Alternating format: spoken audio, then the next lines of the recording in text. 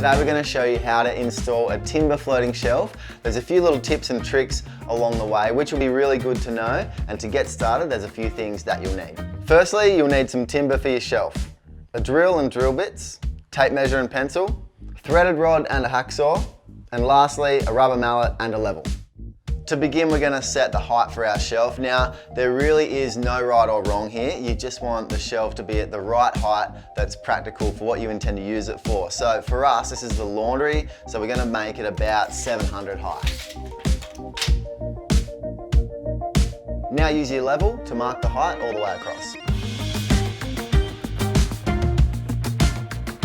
Now it's time to find out where the studs are. If you've got a stud finder, you can use that, or you can simply bang on the wall and see where it feels firm.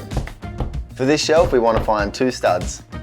Now it's time to find the exact center of those studs. Using a hammer and a nail, we're just going to pierce the gyprock above that line, so any holes we make are going to be covered, and that way we can find the exact center of those studs. There we go. We're using threaded rod to support our shelf. The threaded rod's actually going to be drilled into our studs as well as the back of the shelf. Now our shelf is 40 mil thick, so we're going to measure up off our level line 20 mil. Using your drill and your drill bits, we're going to make some holes ready for our threaded rod. We're using 12 mil threaded rod here, so it's important that we use a 12 mil drill bit as well.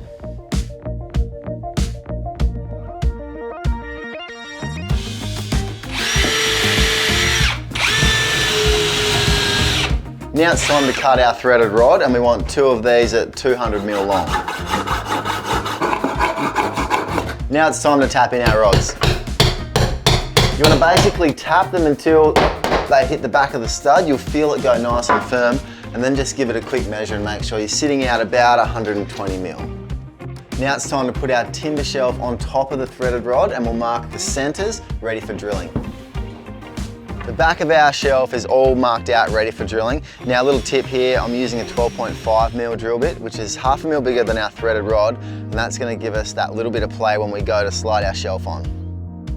Okay, so we're just about ready to slide our timber shelf into position. Now you'll see that these threaded rods are sitting up on a little bit of an angle. That's deliberate. That's because when we slide our shelf on, we want it sitting up so that by the time that we load it up with weight, we get that opportunity to bend it down so it sits perfectly level.